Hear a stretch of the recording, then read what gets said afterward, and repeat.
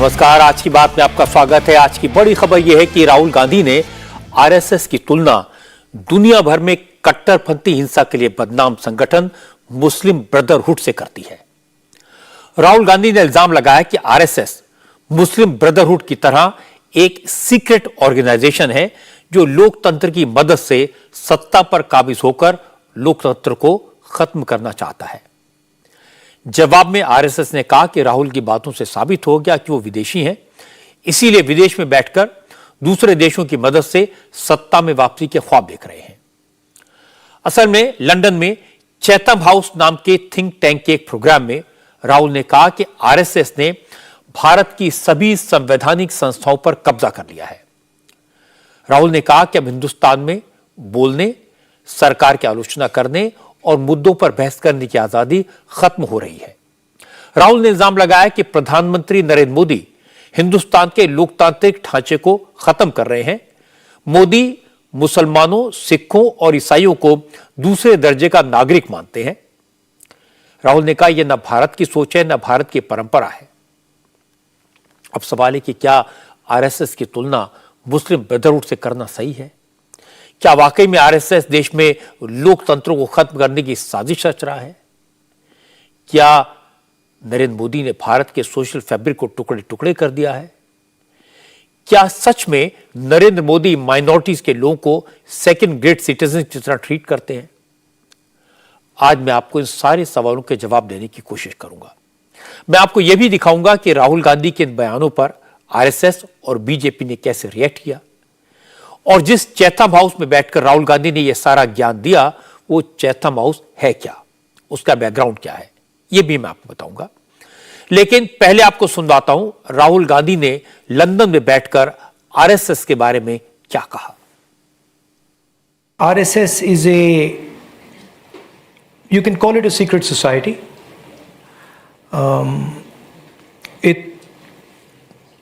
It's built along the lines of the Muslim Brotherhood, and the idea is to use the democratic contest to come to power and then subvert the democratic contest afterwards. And it shocked me at how successful they've been at capturing the different institutions of our country.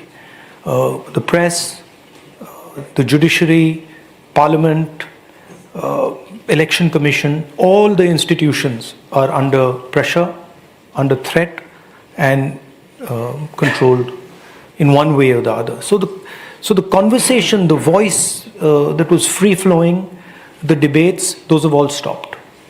Some of the biggest decisions taken, demonetization, which is demonetization of the Indian currency.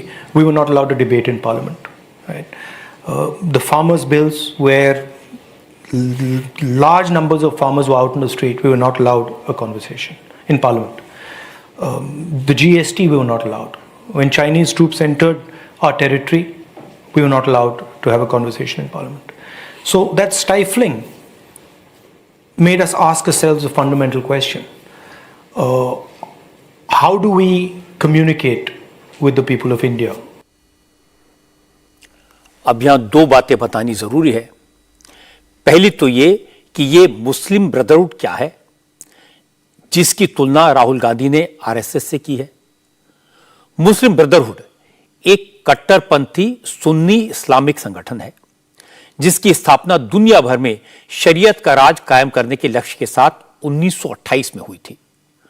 Muslim brotherhood की सीधी theory है लोकतंत्र का कोई मतलब नहीं है, पूरी दुनिया में शरीयत लागू होनी चाहिए, जो सबसे ताकतवर हो वो राजा बने, चोरों की सजा हाथ काटना हो, हत्या के बदले हत्या की सजा हो, जो शरीयत को न माने उसे पत्थरों से मार मारकर खत्म किया जाए, ठीक उसी तरह से जैसे तालिबान करता है।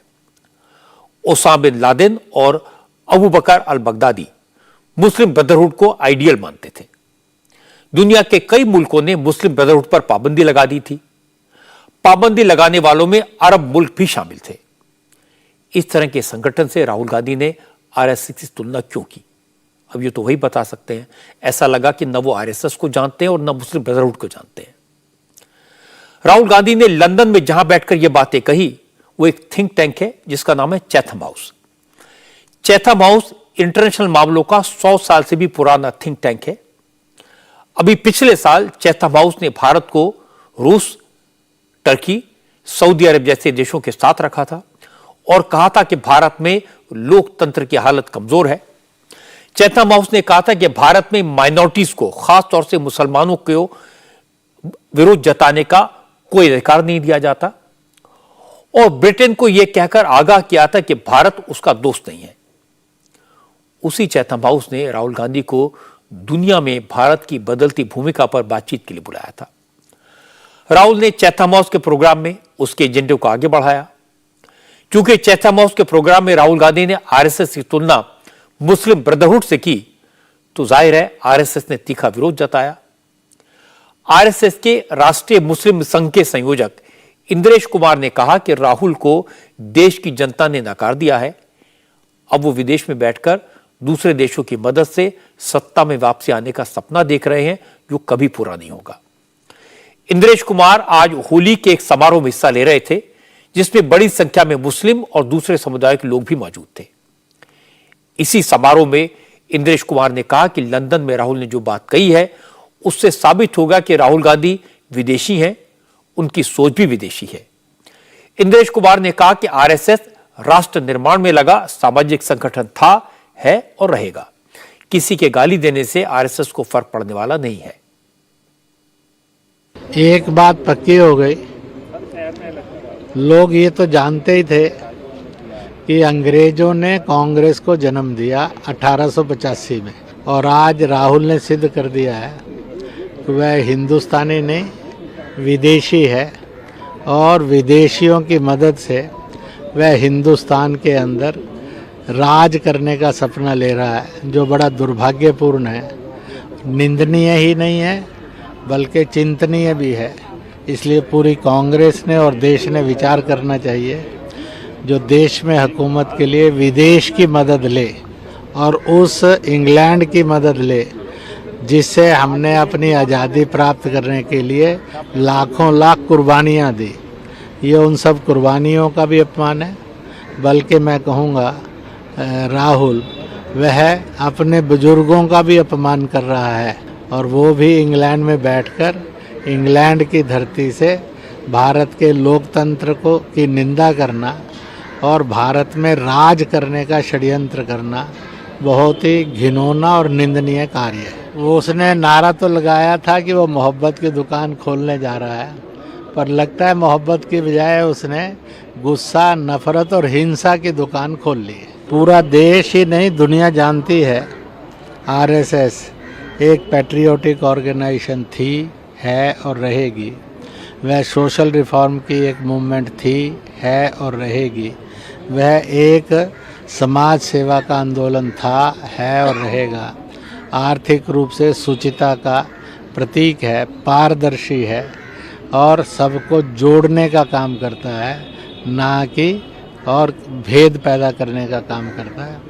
किसी के कीचड़ उछालने से कीचड़ कहीं ऐसा तो नहीं है कि उन्हीं के कपड़ों पर और चेहरे पर गिर रहा हो, उन्होंने देख लेना चाहिए।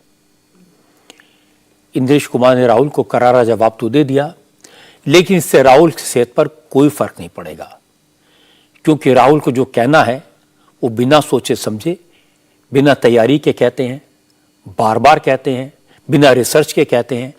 उनके निशाने पर आरएसएस और नरेंद्र मोदी हमेशा रहते हैं, कोई नई बात नहीं है। राहुल गांधी का कहना है कि नरेंद्र मोदी ने भारत के संघीय ढांचे को बर्बाद कर दिया है, फेडरल स्ट्रक्चर को खत्म कर दिया है। नरेंद्र मोदी माइनॉरिटीज के हक छीनने की कोशिश कर रहे हैं।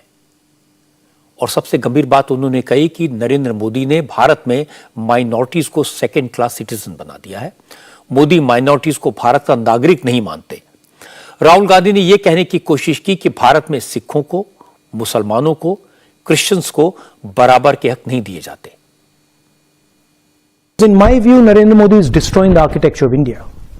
So I'm not too bothered about 2 or 3 good policies that he's doing if he's blowing my country to smithereens or our country to smithereens, right? And I think that's what he's doing. I think he is imposing an idea on India that India cannot absorb, right? India, as I said, is a union of states. It's a negotiation. And if you try to force one idea on a union, it'll react, right? I mean, I've got a Sikh gentleman sitting here, right? He's from the Sikh religion. You come from India. He comes from India, right? We've got Muslims in India. We've got Christians in India. We've got different languages in India, right? They're all India. Mr. Narendra Modi says he's not. Mr. Narendra Modi says he's a second-class citizen in India. Right? I don't agree with him. Now, if your disagreement is so fundamental, then really talking about three policies that you agree with, I think misses the point. Rahul Gandhi ने सिखों और मुसलमानों को लेकर जो बात कही उसके पीछे की बैकग्राउंड क्या है वो भी आपको बता देता हूं। कैम्ब्रिज बिजनेस स्कूल के इस प्रोग्राम में जब राहुल गांधी नरेंद्र मोदी और उनकी सरकार की नीतियों की आलोचना कर रहे थे, उसी वक्त वहां मौजूद एक सिख नौजवान ने राहुल से मोदी की अच्छी नीतियों के बारे में पूछा, तमाम योजनाओं के नाम गिनाए, तो राहुल ने उस नौजवान को यह कहकर शांत कराने की कोशिश की कि आप भारत से आए हो, लेकिन मोदी ने भारत में सिखों को सेकंड क्लास सिटीजन बना दिया है। वो सिखों और मुसलमानों को भारत का नागरिक मानते ही नहीं है, इसलिए मोदी की अच्छी नीतियों के बारे में बात करने का कोई मतलब नहीं है। राहुल ने यहां तक कह दिया कि मोदी भारत को छिन्न भिन्न करने की कोशिश कर रहे हैं। असल में राहुल गांधी एक हफ्ते से लंदन में हैं, लगातार इस तरह की बातें कह रहे हैं, लेकिन अब तक बीजेपी राहुल के बयानों को नजरअंदाज कर रही थी। आज बीजेपी के कई नेताओं ने राहुल गांधी पर काउंटर अटैक किया। रविशंकर प्रसाद ने कहा, जब कांग्रेस के अध्यक्ष मल्लिकार्जुन खड़गे बन चुके हैं तो उन्हें यह बताना चाहिए कि वो राहुल के बयानों को सपोर्ट करते हैं या नहीं।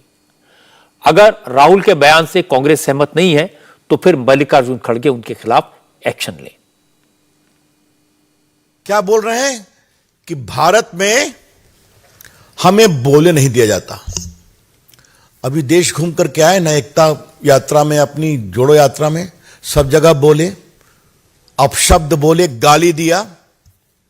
अभी सदन में आप लोगों ने सुना होगा, लंबा भाषण हुआ एक व्यापारिक संस्थान को लेकर करके, हमारे प्रधानमंत्री के खिलाफ कितनी भद्दी भद्दी बातें कहे। थोड़ा मुझे भी जवाब देने का लोकसभा में अवसर मिला था, पूरी बात कहे कि नहीं कहे। अब जब देश की जनता उनको न सुनती है न समझती है और उनका समर्थन करने की बात तो दूर, तो विदेश में जाके विलाप करते हैं। आज राहुल गांधी ने भारत का जो एक कंसेंसस रहा है कि no foreign country must intervene in India's internal affairs, उसको विदेश की धरती से शर्मसार करने की कोशिश की है। जब उन्होंने कहा कि अमेरिका और इंग्लैंड, यूरोप को इंटरफेयर करना चाहिए। खड़गे साहब, राष्ट्रीय अध्यक्ष कांग्रेस पार्टी, भाजपा आपसे जानना चाहती है कि क्या आप युवराज राहुल गांधी के इस टिप्पणी का समर्थन करते हैं? नहीं करते तो उसको डिसोन करिए। अब मैं आपको कांग्रेस का पक्ष भी सुनवा देता हूं। रविशंकर प्रसाद को तुरंत जवाब दिया। राहुल गांधी के बयानों के सपोर्ट में कांग्रेस के कई नेता बोले। कांग्रेस की प्रवक्ता सुप्रिया श्रीनेत ने कहा कि बीजेपी ने जिन लोगों के पास कोई काम नहीं है, ऐसे लोगों को सामने आकर मोदी के सामने नंबर बढ़ाने का मौका दिया है। वो लोग आज पूरी ताकत से राहुल गांधी को कोस रहे हैं। सुप्रिया श्रीनेत ने कहा कि राहुल गांधी ने जो कहा है उसमें गलत क्या है। राहुल ने तो भारत के लोकतंत्र की तारीफ की है, दुनिया के लिए इंडियन डेमोक्रेसी को एक मिसाल बताया है। उन्होंने भारत के लोकतंत्र को पब्लिक गुड बताया है, मतलब यह सौगात है विश्व के लोकतंत्र के लिए। इसका तो स्वागत करना चाहिए, खड़े होकर प्रधानमंत्री जी को भी ताली बजानी चाहिए। लेकिन बजाय उसके आज मैंने आउट ऑफ वर्क भाजपा के काफी लोग लगे हुए हैं। यह सच है कि जब राहुल गांधी जी बोल देते हैं तो भाजपा के बददिमाग प्रवक्ता, उनके सांसद, उनके एमएलए, उनके बेरोजगार घूमते हुए पूर्व मंत्री, उनके कुछ ना काम करते हुए प्रेजेंट मंत्री, सब के सब ट्रोल बनने का, दो रुपल्ली का काम करने लगते हैं। हर व्यक्ति भाजपा में एकदम से सक्रिय हो जाता है अगर राहुल जी बोलते हैं। पहले तो आप डिसाइड कर लीजिए भाई कि उनकी बात सीरियस है कि नहीं है। अगर सीरियस है तो आप सब लोग बोलते हैं, और अगर सीरियस नहीं है तो क्यों बोलते हैं। आज लेकिन मैंने एक बड़ा ही भद्दा, शर्मनाक और निहायत ही गैर जिम्मेदाराना बयान एक ऐसे व्यक्ति से सुना जिसने इस देश के संविधान की शपथ ली है, इस देश के सांसद हैं। मैं समझ सकती हूं उनका दर्द, मैं समझ सकती हूं उनका विस्मय, मैं समझ सकती हूं उनका विरोधाभास, उनका कॉन्फ्लिक्ट, उनकी ललक न्यूज में बने रहने के लिए। श्री रविशंकर प्रसाद जी अब पद पर नहीं है, मंत्री थे, बड़े बेआबरू होकर कूचे से निकले, लेकिन अब रेलेवेंस की लड़ाई कर रहे हैं। और वो आकर अनाप शनाप बिना पलक झपकाए जो झूठ बोलना होता है, उन्होंने आज उसका काम किया है। कांग्रेस के सांसद रंजीत रंजन ने कहा कि राहुल ने जो कहा बिल्कुल सही कहा। रंजीता रंजन ने कहा कि जहां तक विदेश में जाकर देश की बदनामी का सवाल है, तो बीजेपी को बताना चाहिए कि प्रधानमंत्री जब विदेश में जाकर यह कहते हैं कि 60 साल में भारत में कोई काम नहीं हुआ, तो इससे क्या देश की शान बढ़ती है। रंजीता रंजन ने कहा मोदी देश में लोकतंत्र को खत्म कर रहे हैं, संवैधानिक संस्थाओं पर कब्जा कर रहे हैं। यह कोई दबी छुपी बात तो है नहीं। राहुल ने गलत क्या कहा? अब मैं उनसे सवाल करती हूँ रविशंकर जी प्रसाद जी से कि सुप्रीम कोर्ट को आखिर में हस्तक्षेप करके ये क्यों कहना पड़ा कि चुनाव आयोग के चयन में सुप्रीम कोर्ट और विपक्ष के भी सदस्य होने चाहिए। यह सच्चाई है। इस सच्चाई को क्यों नहीं कबूलेगा? पूरा देश देख रहा है, पूरे विदेश के लोग देख रहे हैं कि आप संवैधानिक जो संस्थाएं हैं उसको पंगु बना के रख रहे हो। अगर ऑपोजिशन में जो अपोजिशन पार्टीज है आपकी नीतियों के खिलाफ बोलती है, तो आपने ईडी को, सीबीआई को तोता बना के रखा हुआ है। इसमें गलत क्या है? इसमें झूठ क्या है? आपके प्रधानमंत्री विदेश में जाएं और कह के आए कि 70 साल में हमारे देश में शौचालय भी नहीं है, तो क्या यह झूठ नहीं था? क्या यह सम्मानजनक बात थी? तो पहले बोलिए अपने घर को झाके, और जो सच्चाई है, सच्चाई के लिए इतना पेन लेने की जरूरत नहीं है। अगर पेन लेनी है तो यहाँ के युवाओं की लीजिए, महंगाई के लिए लीजिए। जब कांग्रेस के नेता राहुल गांधी का सपोर्ट करने के लिए सामने आए, तो बीजेपी के कई नेताओं ने जवाबी हमला किया। केंद्रीय मंत्री गिरिराज सिंह ने कहा राहुल गांधी लोकतंत्र के असली विरोधी हैं। राहुल गांधी सिर्फ परिवार का राज चाहते हैं।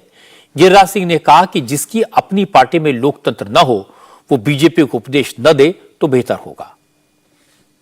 ये राहुल गांधी भारत को ऐसा भारत चाहते हैं जहां राजतंत्र हो, और मोदी जी जैसे गरीब कोई प्रधानमंत्री ना बने, चाय बेचने वाले का बेटा। ये राहुल यही चाहते हैं। राहुल जी, लोकतंत्र का इससे बड़ा नजारा क्या होगा कि आप सदन में गाली देते हैं और हम उसको सुनते हैं। ये आप गाली दें, लेकिन जिस ढंग से आप कह रहे हैं भारतीय जनता पार्टी और लोकतंत्र को, नरेंद्र मोदी को आप तानाशाह कह रहे हैं, फासिस्ट कह रहे हैं, जो खुद जिसका सोच फासिस्ट सोच हो, जो खुद अपने पार्टी में लोकतंत्र नहीं ला पाया हो, आज एक मुखौटा को अध्यक्ष बनाया हो और दूसरे को आप कहते हैं। कानून मंत्री किरण रिजिजू ने करारा जवाब दिया। उन्होंने कहा हैरानी करने वाली बात यह है कि राहुल गांधी दिन रात नरेंद्र मोदी और उनकी सरकार को गाली देते हैं। जो सबसे ज्यादा बोलता है वो कह रहा है कि बोलने पर पाबंदी लगाई जा रही है। ये ठीक नहीं है।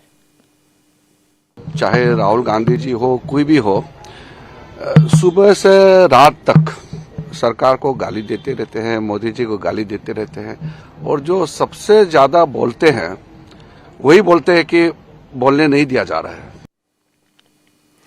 राहुल गांधी ने कहा कि विरोधी दलों के सांसदों को पार्लियामेंट में भी बोलने से रोका जाता है, माइक बंद कर दिए जाते हैं, विपक्ष के विरोध को कैमरे पर दिखाया नहीं जाता। इस मामले में राहुल को जवाब दिया राज्यसभा के उपसभापति हरिवंश ने। हरिवंश ने कहा कि राहुल सफेद झूठ बोल रहे हैं। इससे ज्यादा बेबुनियाद बात और कोई नहीं हो सकती। पार्लियामेंट में सबको बोलने का मौका दिया जाता है। लोकसभा में राहुल गांधी खुलकर बोलते हैं और राज्यसभा में कांग्रेस के नेता जमकर सरकार पर हमले करते हैं। सबको अधिकार है। भारतीय संसद लोकतंत्र का जीवंत स्वरूप है।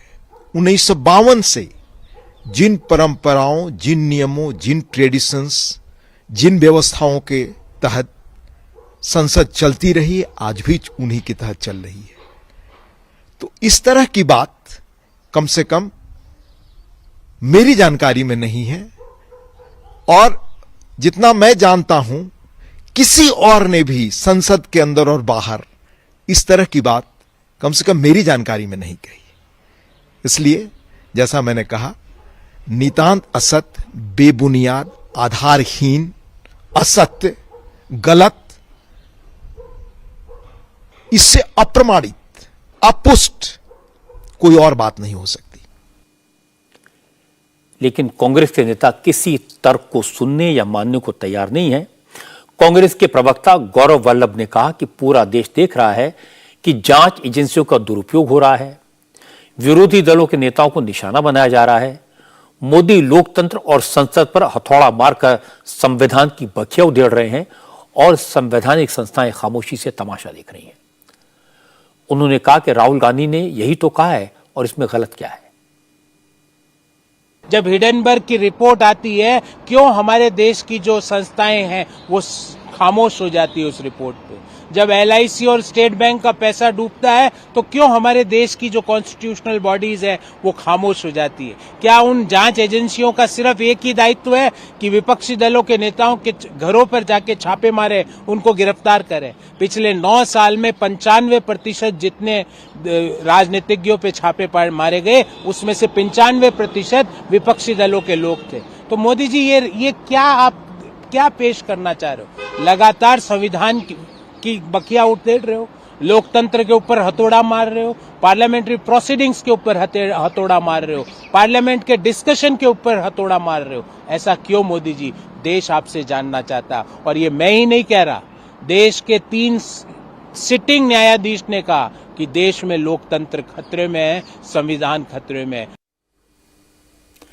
इस सारे मामले में पहली बात तो यह है कि राहुल गांधी ने ये सारी बातें कोई पहली बार नहीं कही हैं।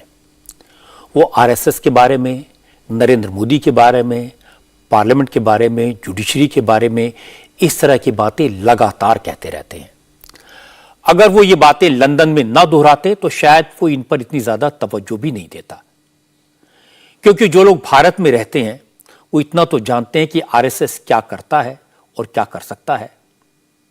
भारत के लोग रोज देखते हैं कि न जुडिशरी सरकार के कंट्रोल में है और न पार्लियामेंट में राहुल को बोलने से रोका जाता है। यह कहना कि किसान बिल पर या GST पर पार्लियामेंट में चर्चा नहीं करने दी गई कितना बेईमानी है, यह सब जानते हैं। क्या लोग भूल गए होंगे कि उन्होंने कितनी बार राहुल गांधी को संसद में बोलते हुए सुना है? हर विषय पर पार्लियामेंट और पार्लियामेंट के बाहर वो अपनी बात लगातार कहते रहे हैं। न किसी ने माइक बंद किया और न किसी ने लोकतंत्र का गला घोटा। मुझे याद है एक बार उन्होंने कहा था कि मुझे 10 मिनट बोलने दो, भूचाल आ जाएगा। इसके बाद वो आधा घंटे तक बोले, कोई भूचाल नहीं आया। हमने राहुल को राफेल पर बोलते सुना है, GST पर बोलते सुना है, किसान बिल पर बोलते सुना है। थोड़े दिन पहले की बात है, सबने राहुल गांधी को पार्लियामेंट में आधा घंटे से ज्यादा अडानी पर बोलते हुए देखा।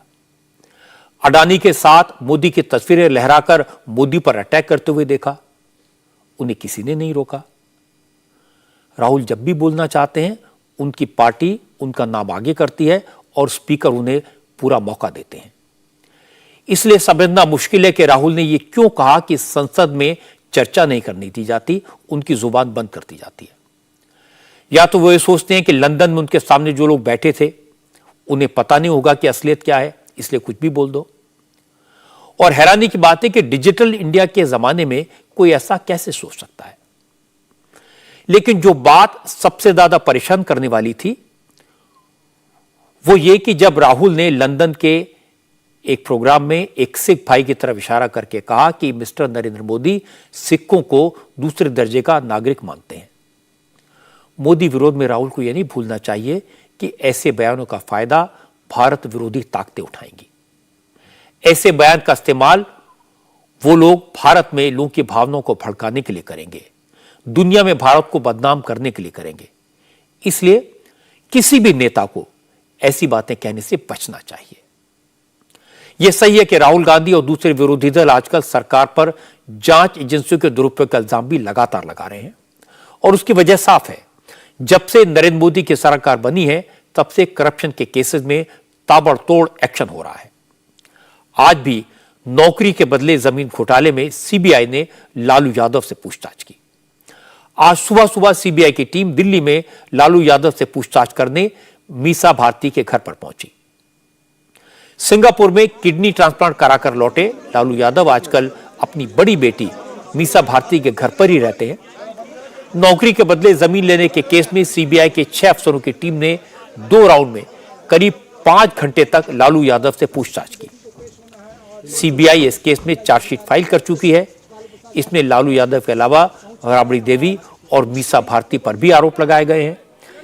इस केस में 15 मार्च को दिल्ली की राउज एवेन्यू कोर्ट में सभी आरोपियों की पेशी होनी है। पेशी से पहले सीबीआई की पूछताछ पर सियासी हंगामा हुआ। लालू की बेटी रोहिणी आचार्य ने कहा उनके पिता को परेशान किया जा रहा है, लेकिन वक्त में बड़ी ताकत होती है। यह सब याद रखा जाएगा। अगर लालू को कुछ हुआ तो वो दिल्ली की कुर्सी हिला देंगे। कल इसी मामले में पटना में राबड़ी देवी से पूछताछ हुई थी। आज सीबीआई लालू के घर पहुंची तो आरजेडी के नेताओं ने कहा कि सीबीआई को सिर्फ विरोधी दलों के नेताओं के घर का पता कौन दे रहा है। सीबीआई को बीजेपी के नेताओं के केस क्यों नहीं दिखाई देते। देश ये सब देख रहा है। बीजेपी के डबल स्टैंडर्ड को जनता समझ गई है। ये जो उग्र चरित्र इन संस्थाओं का है, जो चुनाव के समय सक्रिय होता है, क्या यह भुलाया सकता है? क्या यह भुलाया सकता है कि किसी व्यक्ति विशेष के बारे में आप डॉजियर पब्लिश करते हैं, उस पर ईडी सीबीआई पूछताछ करती है, अचानक उसने आपका पटका पहन लिया कमल फूल का, सारे केस हवा हो गए, चर्चा नहीं है, न ईडी न सीबीआई। मुख्यमंत्री बने बैठे हैं, उप मुख्यमंत्री बने बैठे हैं। अभी हाल का बता रहा हूं, मेघालय में जाकर होम मिनिस्टर बोल के आया सबसे भ्रष्ट नंबर 1। एक तो उनका नंबर 1 मेरी समझ में नहीं आता, और फिर उसी नंबर 1 के साथ सरकार बना रहे। क्या कहें फिर हम? इस मुद्दे पर कपिल सिब्बल ने कहा कि जो बीजेपी में शामिल हो जाए उसके सब गुनाह माफ हो जाते हैं, और जो सरकार के खिलाफ बात करे उसके घर पर सीबीआई और ईडी की टीम पहुंच जाती है। लोकतंत्र के लिए यह अच्छा संकेत नहीं है। 2014 के बाद कोई ऐसा मंत्री है भाजपा का, चाहे वो राज्य का मंत्री हो चाहे केंद्र का मंत्री हो, जिसके खिलाफ ईडी गई है या सीबीआई ने जिसके खिलाफ छापा डाला हो? कोई ऐसा उद्योगपति है जो इनके बड़ा नज़दीक है जिसके यहाँ ईडी पहुँच गई हो या सीबीआई पहुँच गई हो? बड़े बड़े खुलासे हुए हैं।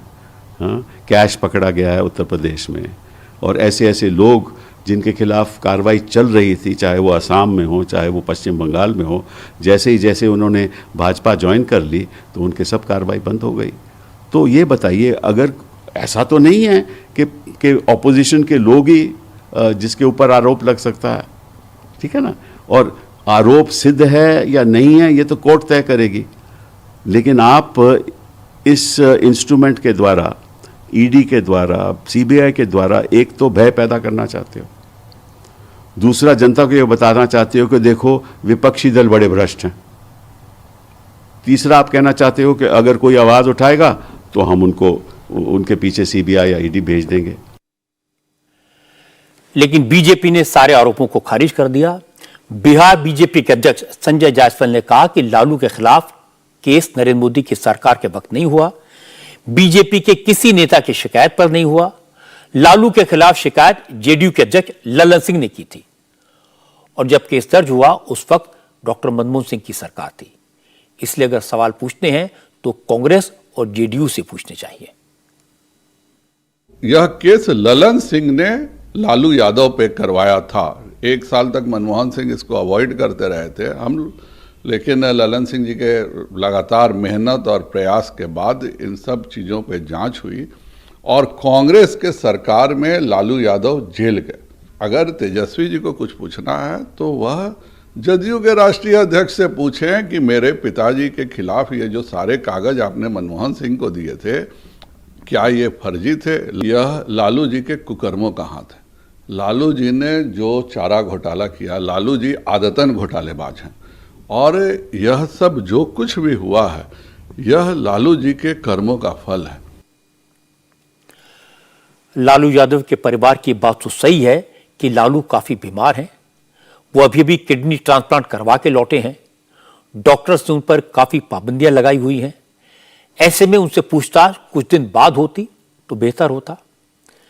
लेकिन इस केस के बारे में यह कहना गलत होगा कि मोदी सरकार ने बिहार में गठबंधन की सरकार बनने के कारण लालू यादव को घेरने की कोशिश की, क्योंकि यह केस तो ललन सिंह की शिकायत पर उस वक्त शुरू हुआ था जब मनमोहन सिंह प्राइम मिनिस्टर थे।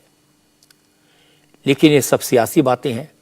अब न तेजस्वी ललन सिंह से पूछेंगे कि उन्होंने लालू के खिलाफ शिकायत क्यों की थी, और न ललन सिंह अब लालू यादव पर करप्शन का कोई इल्जाम लगाएंगे।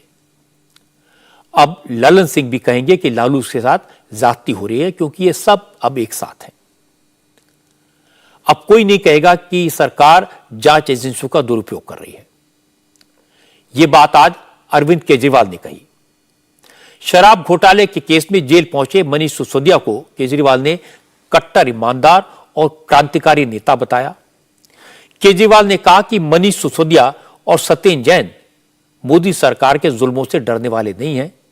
वो बेदाग होकर जेल से बाहर जरूर आएंगे, लेकिन मुश्किल यह कि मनीष सिसोदिया की मुसीबतें कम होने के बजाय लगातार बढ़ती जा रही हैं।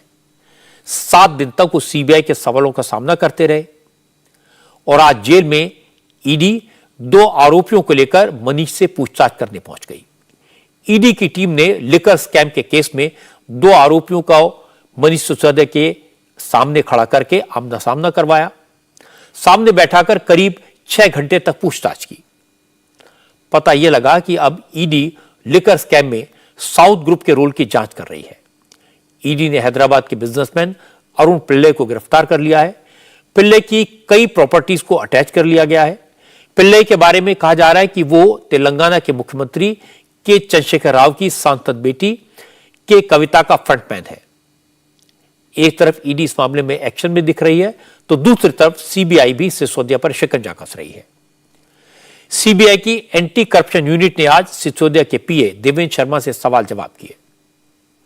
आरोप है कि देवेंद्र ने सिसोदिया के कहने पर अपने खर्च से मोबाइल फोन खरीदे थे।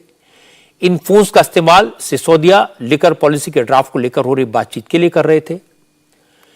सीबीआई का यह भी आरोप है कि सबूत मिटाने के लिए इन फोन को तोड़ दिया गया, कुचल दिया गया। जिस तेजी से सीबीआई और ईडी लिकर स्कैम में जांच कर रही है, उससे आम आदमी पार्टी के नेता परेशान हैं। केजरीवाल ने आरोप लगाया है कि प्रधानमंत्री नरेंद्र मोदी मनीष सिसोदिया और सत्येंद्र जैन के अच्छे कामों से परेशान हो गए, इसीलिए दोनों नेताओं को जेल में डाल दिया।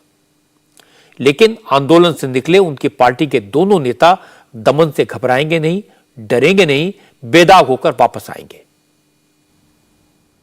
प्रधानमंत्री मोदी जी ने मनीष सिसोदिया और सत्येंद्र जैन जैसे देशभक्तों पे झूठे केस थोप के उनको जेल में डाल दिया और देश को लूटने वाले उस शख्स को गले लगा लिया।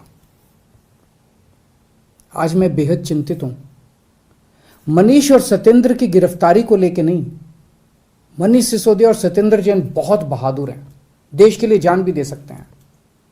जेल की कोठरी उनके बुलंद हौसलों को नहीं तोड़ पाएगी। मैं चिंतित हूं आज देश की परिस्थिति को लेकर।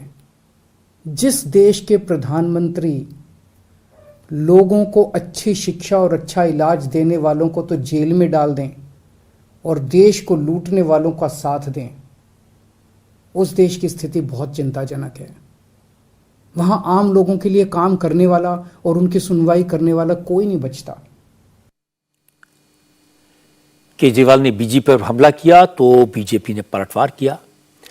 भारतीय जनता पार्टी के नेता रविशंकर प्रसाद ने पूछा, एक वक्त था जब केजरीवाल भ्रष्टाचार के खिलाफ तमाम नेताओं पर खुद आरोप लगाते थे, लेकिन अब जब भ्रष्टाचार पर एक्शन हो रहा है तो उन्हें बुरा क्यों लग रहा है?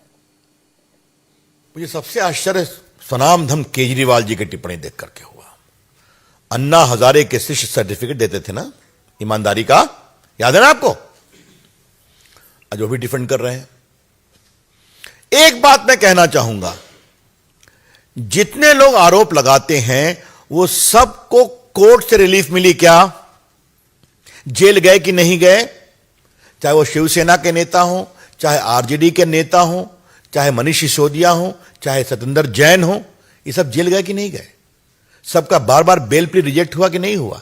तो एविडेंस है तभी ना। तो आप भ्रष्टाचार करें, आप लूट करें, जनता के पैसे के साथ में अपना मुनाफा कमाएं, और आपके खिलाफ कार्रवाई नहीं हुई तो नहीं चलेगा ना। अब बीजेपी के निशाने पर केजरीवाल हैं और आम आदमी पार्टी के नेता इल्जामात के जवाब देने के बजाय मनीष सिसोदिया की गिरफ्तारी को गलत बता रहे हैं। वैसे मनीष सिसोदिया का इस्तीफा आज राष्ट्रपति ने मंजूर कर लिया। होम मिनिस्ट्री ने इसकी अधिसूचना जारी कर दी। अरविंद केजरीवाल ने सिसोदिया और सत्येंद्र जैन की जगह आतिशी सिंह और सौरभ भारद्वाज को कैबिनेट में शामिल करने का फैसला किया है। आज आतिशी ने कहा कि मनीष सिसोदिया पर लगे इल्जामात में कोई दम नहीं है, केस सियासी है।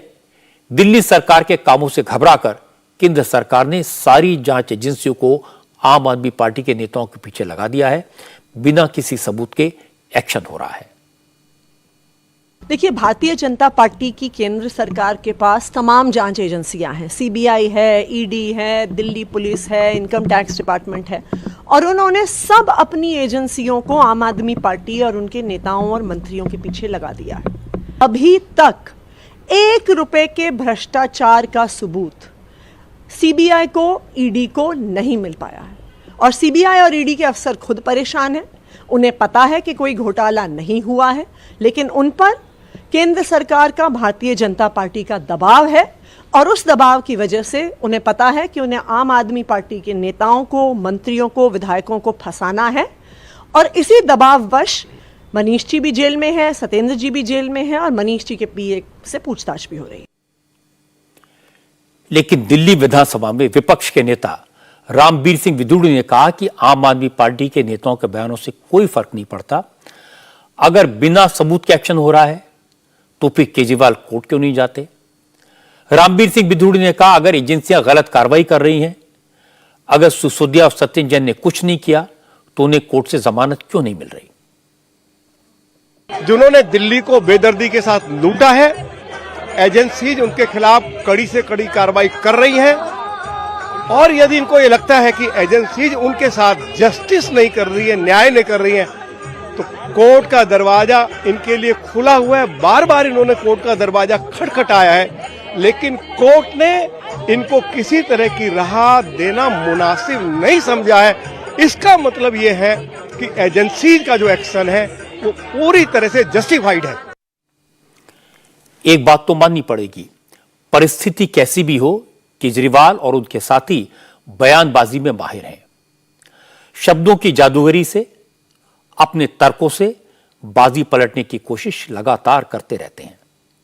आज भी केजरीवाल ने कहा कि अच्छे स्कूल और अच्छे हॉस्पिटल बनाने वालों को मोदी ने जेल में डाल दिया। वो ये बात दबा गए कि मनीष सिसोदिया को शराब घोटाले के कारण जेल भेजा गया है। कल जब सीबीआई ने कोर्ट से कहा अब उन्हें मनीष सिसोदिया की रिमांड नहीं चाहिए, तो इसका मतलब केजरीवाल की पार्टी के नेताओं ने यह समझाया कि जब सीबीआई के सवाल खत्म हो गए तो मनीष पर केस खत्म हो गया। उन्होंने कहा जब सीबीआई के पास पूछने को कुछ नहीं बचा, इसका मतलब केस में कुछ नहीं बचा। कुछ दिन पहले आपको याद होगा केजरीवाल ने कहा था कि सीबीआई के अफसरों ने उन्हें बताया कि वो तो सिसोदिया को पकड़ना नहीं चाहते थे, पर दबाव डालकर उन्हें अरेस्ट करवाया गया। आज उनकी पार्टी की तरफ से कहा गया कि सिसोदिया के खिलाफ सीबीआई के पास कोई सबूत नहीं है। सच तो है कि सीबीआई और ईडी की जांच अभी चल रही है। उनके पास सबूत हैं या नहीं, उनके सबूत पुख्ता हैं या नहीं, यह बताना और तय करना अदालत का काम है।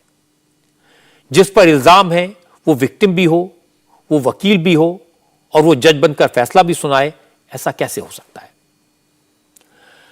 अब मैं आपको राजस्थान में अशोक गहलोत की नई मुसीबत के बारे में बताता हूं। अशोक गहलोत की सरकार पुलवामा के शहीदों के विधवाओं के साथ बदसलूकी को लेकर बुरी तरह घिर गई है। रक्षा मंत्रालय ने इस मामले को गंभीरता से लिया है। आज रक्षा मंत्री राजनाथ सिंह ने इस मामले में मुख्यमंत्री अशोक गहलोत से बात करके दोषी पुलिस वालों के खिलाफ सख्त एक्शन लेने को कहा। शहीदों के परिवारों से किए गए वादों को तुरंत पूरा करने की रिक्वेस्ट की। बड़ी बात है कि सचिन पायलट ने भी वही बात कही जो राजनाथ सिंह कह रहे हैं। सचिन पायलट ने पुलवामा के शहीदों के परिवार वालों से मुलाकात की। सचिन पायलट ने चीफ मिनिस्टर को चिट्ठी लिखकर शहीदों के परिजनों के साथ मारपीट करने वाले पुलिस अफसरों के खिलाफ कार्रवाई की मांग की। इस लेटर में सचिन पायलट ने लिखा, शहीद की वीरांगनाओं की मांगों पर सरकार को विचार करना चाहिए और पुलिस ने जो मैन हैंडलिंग की उसकी भी जांच कराई जानी चाहिए। समझता हूँ कि जो भी उनकी मांगे हैं उनको बड़ी विनम्रता से और बड़े संवेदनशील तरीके से सरकार को सुनना चाहिए और उनकी मांगों को पूरा करना चाहिए। और अगर किसी व्यक्ति, खासकर महिला हो, वो भी एक ऐसी वीरांगना जिसने अपने पति की शहादत दी हो, उन लोगों के साथ अगर ज़बरदस्ती कहीं होती है या इस प्रकार का सामने आता है प्रकरण, तो उसको मैं बहुत कंडेम करता हूँ, स्ट्रॉन्गेस्ट वर्ड्स में कंडेम करता हूँ। नहीं होना चाहिए था और जो लोग इसके लिए जिम्मेदार हैं उस पर कड़ी कार्रवाई भी करनी चाहिए। सचिन पायलट को सीएम बना और रायपुर अधिवेशन के बाद सिनेरियो चेंज होने वाला था। हर चुनाव में, हर प्रदेश में अल्टीमेटली पब्लिक ही सर्वप्रिय है। जनता जनार्दन है, जो जनता चाहती है वही होता है। जनता चाहती है सचिन पायलट को सीएम। जनता क्या चाहती है पता पड़ेगा आपको। इस मामले में राजनाथ सिंह ने गहलोत को फोन किया। सचिन पायलट ने चीफ मिनिस्टर को चिट्ठी लिखी। शहीदों के परिजन जयपुर में शहीद स्मारक के पास धरने पर बैठ गए। बीजेपी सांसद किरोड़ीलाल मीणा भी उनका साथ दे रहे हैं। मामला काफी बढ़ गया, मुद्दा बड़ा हो गया। अशोक गहलोत को भी समझ में आ गया कि वीरांगनाओं के साथ बदसलूकी उनकी सरकार को भारी पड़ सकती है, इसलिए वो तुरंत एक्शन में आए। गहलोत ने अपने 2 मंत्रियों को धरने पर बैठे शहीदों के परिजनों से मिलने के लिए भेजा। प्रताप सिंह खाचरियावास और शकुंतला रावत ने धरने पर बैठे शहीदों के परिजनों से कहा, सरकार उनकी सभी मांगों को पूरा करेगी। शहीदों की मूर्तियां तो लग गई हैं, परिजनों को सरकारी नौकरी भी मिलेगी, दोषी पुलिसकर्मियों पर एक्शन भी होगा और भी जो मांगे हैं वो सब पूरी होंगी। बस अपील यह है कि शहीदों के परिजन अपना धरना खत्म करें और अपने घर जाएं। ये जो बात आई सांगोद वाली, उसमें 2 मूर्ति लग गई। जो सांगोद के हमारे शहीद हुए, उनकी वीरांगना, उनकी पत्नी यहाँ पर है। उनको मैंने कहा तो वो कह रही कि मेरी शुरू से डिमांड अदालत चौराहे पर मूर्ति लगाने की थी। अब वहाँ 2 मूर्तियाँ लग गई। तो शहीदों के सम्मान में मूर्ति हम तो खूब लगा दें, लेकिन भूल में 1 मूर्ति है, लेकिन फिर 2 लग गई है। अब उसका भी कोई रास्ता निकालेंगे। आप इतना ज़्यादा आप कह रही कि मैं शुरू से मेरी डिमांड थी, वो भी रास्ता निकालेंगे। एक जो बड़ा इशू है उस पर हमें रास्ता ये निकलेगा कि यहाँ पे देवर को नौकरी देने की बात है 2 केसेस में। तो देवर को नौकरी के लिए सरकार प्रस्ताव लेके ऐसा रास्ता निकालेगी कि जब वीरांगना खुद ये कह रही कि मेरे पति की जगह मुझे और मेरे बच्चों को नहीं देवर को नौकरी दे दी जाए, तो उसका रास्ता निकल जाएगा, उसमें कोई ज़्यादा प्रॉब्लम नहीं है। बाकी इश्यूज तो छोटे इसलिए हैं कि वो 250 मीटर की रोड है और वो रोड वगैरह तो बना देंगे, इतनी प्रॉब्लम नहीं है। बड़ा इशू एक और ये आ गया कि मिस हैंडलिंग के लिए डॉक्टर साहब का कहना ये और इनका वीरांगनाओं का के साथ जो पुलिस अधिकारियों ने हमारे साथ मिस हैंडलिंग की, उनके खिलाफ कार्रवाई की जाए। मिस हैंडलिंग करने का किसी को राइट नहीं है और ये वीरांगनाएं अपने घर जाए। इनकी डिमांड्स पर लगभग सब पर सहमति है सरकार की। और जब सहमति है तो जब सहमति होती है, सैनिक कल्याण के डायरेक्टर यहाँ पर है, शकुंतला जी मिनिस्टर हैं और डॉक्टर साहब है ही बीच में, तो इसका रास्ता निकाल के अपने ये घर जाएं और इनकी सारी डिमांड्स हैं वो लगभग ऐसी है जो पूरी होने वाली है। लेकिन खचरियावास उस वक्त हैरान रह गए जब 2 मंत्रियों के आश्वासन के बाद भी शहीदों के परिजनों ने धरना खत्म करने से इनकार कर दिया। धरने पर बैठी वीरांगनाओं ने साफ साफ कह दिया उन्हें सरकार के वादों पर यकीन नहीं है। उन्हें 4 साल से सिर्फ वादे मिले जो कभी पूरे नहीं हुए, इसलिए सरकार अब लिख कर दे तभी धरना खत्म होगा। कर दी लिखित में दे दो, लिखित में दे दो सर। सर 4 सालों के बाद कमाने 4 साल आप लिखित में दे दो, लिखित में दे देंगे तो मान लेंगे। लिखित में नहीं देंगे तो मेरे को विश्वास नहीं हो रहा है सर। सरकार टीवी पर बोल रही है तो लिखित पर नहीं, ये टीवी में तो 4 साल हो गए हमारे को, पहले भी बोले थे, बोलिया सभी बोले थे। लिखित चाहिए सर। नहीं तो आ जाए, बिल्कुल नहीं सर, मैं लिखित में चाहिए, लिखित में चाहिए। हाँ तो धारीवाल जी तो मोटा मंत्री है, अब मैं दुनिया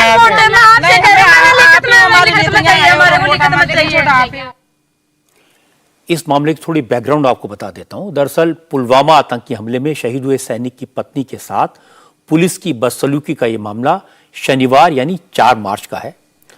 उस दिन पहले ये तीनों महिलाएं बीजेपी सांसद किरोड़ीलाल मीणा के साथ राजस्थान के गवर्नर से मिलने गई। गवर्नर को दिए ज्ञापन में उन्होंने कहा कि सरकार उनके साथ जिस तरह का बर्ताव कर रही है उसे देखते हुए उन्हें इच्छा मृत्यु की इजाजत दी जाए। इसके बाद वो मुख्यमंत्री से मिलना चाहती थी, लेकिन जैसे ही वो मुख्यमंत्री आवास की तरफ बढ़ी, पुलिस ने उन्हें रोक लिया और उनके साथ बदसलूकी की। पुलिस की इस कार्रवाई के दौरान रोहताश लांबा नाम के शहीद जवान की पत्नी मंजू जाट घायल हो गई। जिसके बाद उन्हें सवाई मानसिंह हॉस्पिटल में भर्ती करवाया गया। अब शहीद की पत्नी का कहना है कि पुलिस वालों के हाथों से पिटकर वो क्या मुंह लेकर वापस गांव जाएगी। पहले पुलिस वालों पर एक्शन हो तभी बात बनेगी। मेरे को तो ऐसा है कि मंत्री के सामने हम खड़े हो जाएंगे, हमारे को फांसी दे दो, गोली काट दो, हम तैयार हैं, हम जीना नहीं चाहते। हमारे समाज में कैसे मुंडो दिखाएंगे, कैसे दिखाएंगे? इतनी मारपीट की वीरांगना के साथ ऐसे वहाँ मुख्यमंत्री जी के गेट के सामने इतनी मारपीट हो रही है, तो पुलिस वाले बदों को तो बिल्कुल न्याय चाहिए। मेरे को तो आपकी मांगों पर विचार कर रहे हैं, लिखित में देने की बात लिखित में चाहिए, लिखित में चाहिए, हम नहीं मान सकते हैं। उसके बाद में 4 साल हो गए हम देने के बाद में पूछ रहे हैं, लिखित में दे देते हैं तो आप क्या करेंगे फिर? लिखित में चाहिए, लिखित में चाहिए, उसके बाद आप मान जाएंगे ना? लिखित में चाहिए। वीरांगनाओं के साथ, शहीदों के परिजनों के साथ राजस्थान की पुलिस ने जिस तरह का सलूक किया वो शर्मनाक था। इस तरह की हरकत करने वाले अफसरों के खिलाफ एक्शन तो होना ही चाहिए। जहां तक वीरांगनाओं की मांगों का सवाल है, तो शहीदों के परिवार वालों ने कोई नई मांग नहीं रखी है। वो तो सिर्फ उन वादों को पूरा करने की मांग कर रहे हैं जो सरकार ने किए थे। इसमें गलत क्या है? सरकार ने 4 साल पहले जो वादे किए थे वो अब तक पूरे क्यों नहीं हुए? हमारे जवानों ने देश के लिए अपने प्राणों की आहुति दे दी। क्या सरकार की जिम्मेदारी नहीं है कि शहीदों के परिवारों का ख्याल रखे? उनसे जो वादे किए थे, चाहे वो नौकरी का था, चाहे शहीदी की मूर्ति लगाने का था, उनको पूरा करवाने के लिए वीरांगनाओं को आंदोलन करना पड़े, धरना देना पड़े और पुलिस उन्हें दौड़ा दौड़ा कर पीटे, ये पूरे समाज के लिए शर्मनाक है। समाजवादी पार्टी के महासचिव रामगोपाल यादव ने कहा कि पुलिस 1-2 दिन में अतीक अहमद के एक बेटे का एनकाउंटर कर देगी। रामगोपाल का इल्जाम और यूपी पुलिस का जवाब, ये दोनों देखेंगे एक ब्रेक के बाद। उत्तर प्रदेश में उमेश पाल और 2 पुलिस कर्मियों की हत्या के मामले में जिस तरह से जबरदस्त एक्शन हो रहा है, उसके बाद अब पुलिस एक्शन पर सियासत होने लगी है। आज रामगोपाल यादव ने कहा कि पुलिस उमेश पाल के असली हत्यारों को पकड़ नहीं पाई, इसलिए चेहरा छुपाने के लिए बुलडोजर चलाया जा रहा है, एनकाउंटर किए जा रहे हैं। रामगोपाल यादव ने कहा कि पुलिस ने अतीक अहमद के 2 बेटों को पकड़ लिया है और 1-2 दिन में अतीक अहमद के एक बेटे का एनकाउंटर कर दिया जाएगा। रामगोपाल ने इशारों में पुलिस अफसरों को चेतावनी भी दी।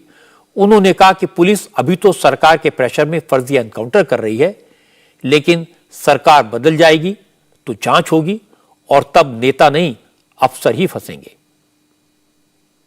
जब असल आरोपी नहीं मिल रहे हैं तो दबाव ऊपर से है कि मारो, तो जो पकड़ में आ जाएगा उसे मारेंगे। अभी तो अतीक के लड़के को पकड़ ले गए पहले ही दिन, 2 लड़कों को पढ़ने वाले, उनमें से एक की हत्या हो जाएगी एक आध दिन में, आप देखिए। जबकि संविधान हमारा आदमी को जीवन के अधिकार का मौलिक अधिकार देता है, किसी के जीवन को आप ले नहीं सकते विधि सम्मत तरीके के अलावा, और कोई रास्ता नहीं। सीधे पुलिस से एनकाउंटर हो कोई मारा जा सकता है, लेकिन पुलिस पकड़ ले उसके बाद एनकाउंटर करे, ये तो दंडनीय अपराध है। आज नहीं तो कल जब कोई दूसरी व्यवस्था बनेगी तो ये जो फर्जी एनकाउंटर करने वाले लोग हैं, नेता सब बच जाते हैं, अधिकारी फंसते हैं। इन पर हत्या का मुकदमा कायम होगा, ये पहले भी हुए, एक बार नहीं दर्जनों बार हुए। जांच में क्यों तो है, अतीक की पत्नी कह चुकी है और उसने लिख के दिया, हाई कोर्ट गई कि मेरे 2 बच्चों को पुलिस पकड़ लेगी, इनकाउंटर कर सकती। अब इनकाउंटर होगा तो फर्जी होगा ही। असल में अतीक अहमद के 2 नाबालिग बेटे कहां हैं, इसको लेकर थोड़ा कंफ्यूजन है। अतीक अहमद की वाइफ शाइस्ता परवीन ने कोर्ट में पिटीशन फाइल करके पुलिस पर 2 नाबालिग बेटों को अरेस्ट करने का इल्जाम लगाया है।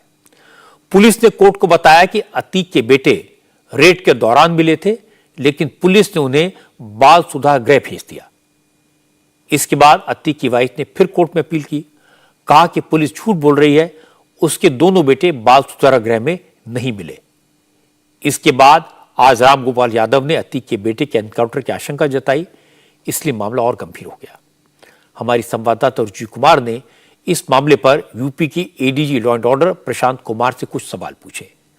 प्रशांत कुमार ने बताया कि अतीक के दोनों बेटे बाल सुधा गृह में ही हैं, उनकी सुरक्षा का पूरा ध्यान रखा जा रहा है। प्रशांत कुमार ने कहा, यह सही है कि अतीक के बेटों से किसी को मिलने की इजाजत नहीं है, क्योंकि उन्हें नुकसान पहुंचाया जा सकता है और उनकी सुरक्षा की जिम्मेदारी पुलिस की है। जो इस घटना के बाद से जब वहां दबिश पड़ी तो वहां 2 नाबालिग बच्चे मिले, उनसे पूछताछ की गई, उन्होंने अपना सब कुछ बताया। उनको एक बाल संरक्षण गृह में दिया गया। अब उसके सारे लीगल गार्जियंस तो या तो वांछित हैं या जेल में हैं। अगर मान लिया वो कोई मिलने आ रहा उससे दे, वही उसको मार दे, फिर ये होगा साहब पुलिस वालों ने ये प्रिकॉशन नहीं लिया।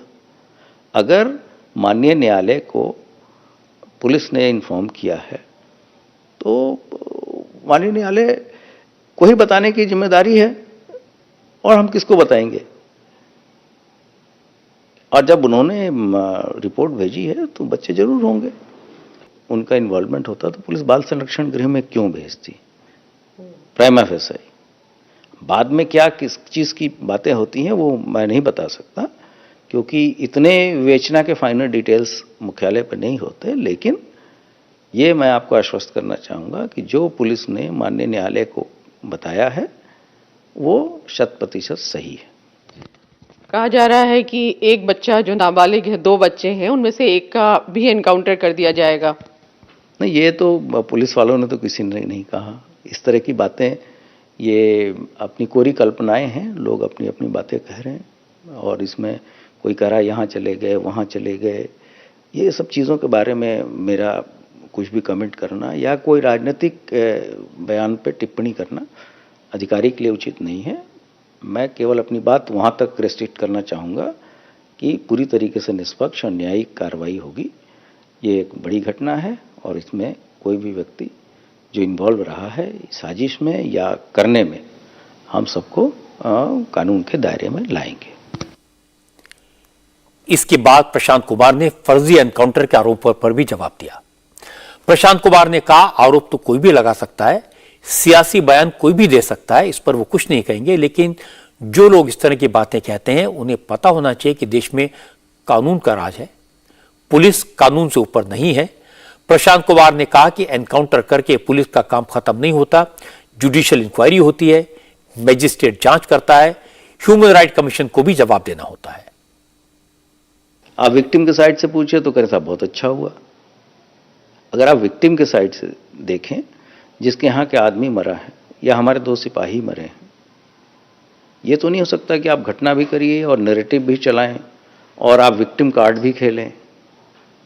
ऐसी ये तो डबल जियोपार्डी है एडमिनिस्ट्रेशन के खिलाफ, पुलिस के खिलाफ। तो ऐसी चीज़ें नहीं हो सकती। और किसी भी तरीके से कोई भी गलत कार्य करने के लिए न तो कोई निर्देश देता है, न तो कोई आज के ज़माने में इस तरह की चीज़ें करता है, क्योंकि सबको पता है कि एक प्रक्रिया है।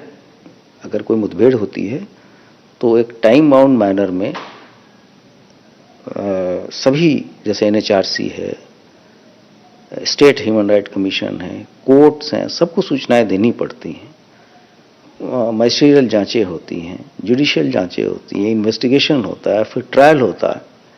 ऐसी चीज़ें नहीं होती कि आप जो चाहे सो करने के लिए स्वतंत्र हैं। और ये एलिगेशन, काउंटर एलिगेशंस चल रहे हैं। पुलिस अपना काम लीगल तरीके से लगातार कर रही है। मुझे लगता है कि अपराधियों के खिलाफ एक्शन लेने में पुलिस को अपना काम पूरी आजादी के साथ करने देना चाहिए। पुलिस पर किसी तरह का पॉलिटिकल प्रेशर नहीं होना चाहिए। पुलिस एक्शन पर किसी तरह की सियासी बयानबाजी भी नहीं होनी चाहिए। राम गोपाल ने जो बयान दिया उससे उन्हें सियासी फायदा हो सकता है, लेकिन इससे अपराधियों का मनोबल बढ़ता है और इसका खामियाजा आम जनता को भुगतना पड़ता है। राम गोपाल यादव सीनियर लीडर हैं, उन्हें समझना चाहिए कि अपराधी की कोई जाति नहीं होती, अपराधी की कोई विचारधारा नहीं होती। वो अपराध करते वक्त ये नहीं देखते कि उनका शिकार बीजेपी का मेंबर है या समाजवादी पार्टी का सपोर्टर है। इसलिए अपराधियों के खिलाफ अगर सारे नेता और सारी पार्टियां मिलकर खड़े होंगे, एक स्वर में बोलेंगे, तभी अपराध और अपराधियों पर काबू पाया जाएगा। इंडियन क्रिकेट टीम आज होली के रंग में रंगी हुई नजर आई। टीम इंडिया के प्लेयर्स ने आज जमकर होली खेली। शुभमन गिल ने सोशल मीडिया पर क्रिकेटर्स की होली का वीडियो पोस्ट किया।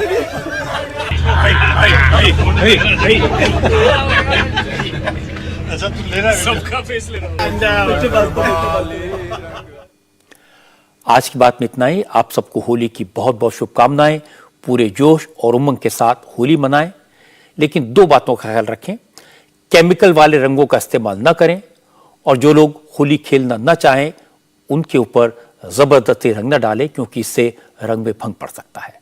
इंडिया टीवी हर वक्त हर जगह डाउनलोड करने के लिए सर्च करें India TV news Google play store या ऐप स्टोर पर।